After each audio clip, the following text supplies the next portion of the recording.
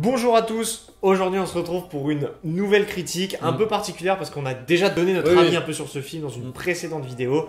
C'est le film Parasite et on s'est dit qu'il était très important d'en parler. Pourquoi? Parce que développer notre critique, parce que le film sort justement, il est sorti mercredi et c'est la Palme d'Or, donc voilà, il fallait vraiment qu'on fasse un truc complet là-dessus parce qu'il y a beaucoup de choses à dire. La critique de Parasite, c'est parti.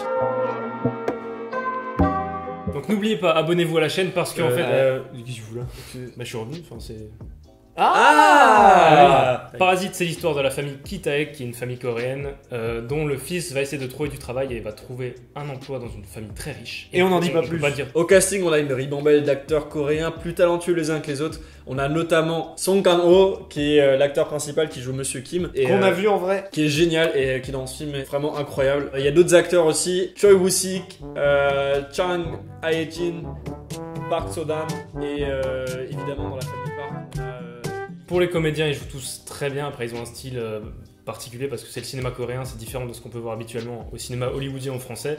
Mais ça reste une bonne claque parce qu'ils sont tous très convaincants dans leur rôle. Ils ont vraiment leur personnage et ils les jouent à merveille. Donc le réalisateur, c'est Bong Joon-ho. Vous le connaissez sûrement parce qu'il a fait Okja. Il a aussi fait Snowpiercer. Il a un peu son style qu'il a commencé dès le départ avec The Host, avec Memory of Murder. Et là, il se le développe encore plus et c'est souvent sur les mêmes thèmes. Voilà, ça parle de classe sociale. C'est des films qui sont horreur, fantastique, science-fiction, comédie. Dans son film, donc Parasite, il va mélanger les genres. Ouais. Et c'est ça qui est super original et vraiment cool dans ce film. C'est qu'on peut passer d'une scène où on va rigoler à une scène où on va vraiment avoir très peur, à une scène où on va être à fond dans l'action. Enfin, on ressent tellement de choses pendant ce film, c'est génial. Et même des fois, ces genres sont mixés.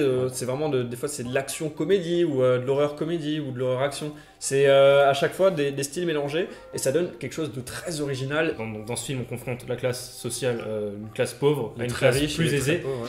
Et on voit comment ils arrivent à se rencontrer, à vivre ensemble en fait. Les gens qui habitent, qui sont très pauvres, bah, ils habitent dans un sous-sol. Tout en bas. Dans une cave, ouais. En Vraiment, fait, aller sous la terre quoi. Il y a notamment une scène où ils doivent rentrer chez eux et ils prennent des escaliers, ils descendent des routes, des machins, et tu te rends compte qu'ils habitent vraiment tout en bas, alors que les riches, eux, ils habitent en haut, sur une colline. Et vraiment, même quand tu dois monter dans leur maison, il y a une petite allée qui monte toute douce.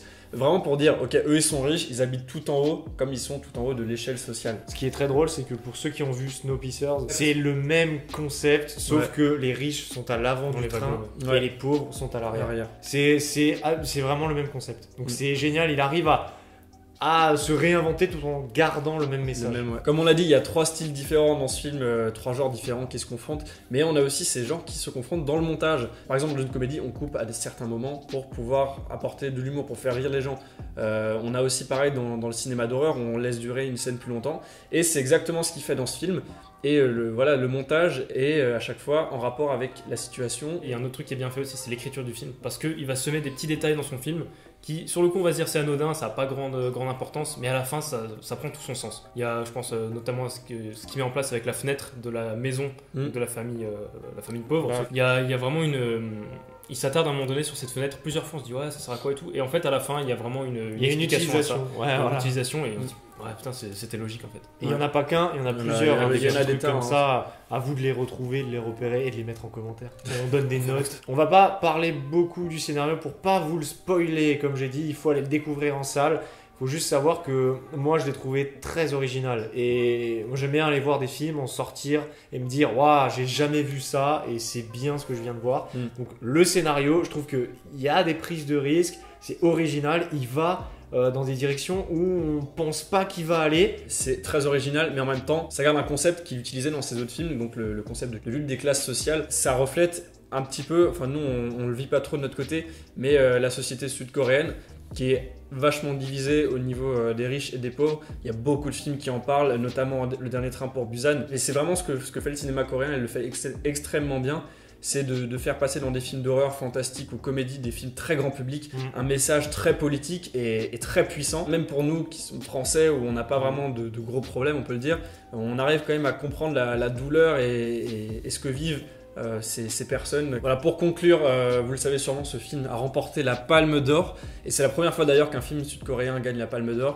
C'est génial, je trouve. Et déjà l'année dernière, avec un film japonais qui parlait aussi un peu de certaines luttes des classes. Le festival, je trouve qu'il s'ouvre un peu plus au cinéma asiatique de l'Est, et qui est un cinéma incroyable. On a des réalisateurs de fou quand même, Park Chan-wook, Bong Joon-ho évidemment, Koreeda, des réalisateurs incroyables. Et là, je trouve ça génial qu'on puisse les voir et que ces films fassent parler d'eux. Et aussi le fait qu'un film de genre, parce que c'est du cinéma de genre, remporte la Palme d'Or, mais c'est incroyable. Ça prouve vraiment que les vieux, on peut dire, les vieux du cinéma, hein, ceux qui dirigent Cannes, l'Académie, ils commencent à s'ouvrir à ça. Et voilà, c'est super. Continuez comme ça, les gars. C'est un film pour moi quasiment tout public. Hein. Je veux dire, tout le monde peut le voir, on s'ennuie pas. Il faut pas avoir peur. On peut avoir peur au premier regard, mais franchement, tout le monde peut le voir. C'est un peu le blockbuster coréen, quoi. Enfin, je veux dire, tout le monde peut le voir et tout le monde devrait le voir.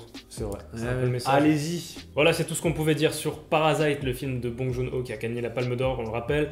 Dimanche sortira la critique d'un film très attendu, c'est faux, c'est X-Men Dark Phoenix. On descend un petit peu dans la qualité, je pense, même si bon, on verra bien ce que ça va donner.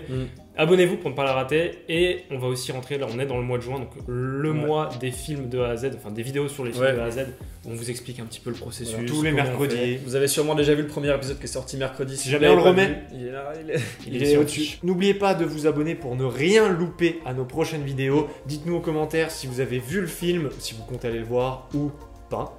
C'est à vous de nous le dire. Mettez un petit pouce bleu, ça nous fait vraiment très plaisir. Nous, on repart pour de nouvelles aventures. Allez, ciao!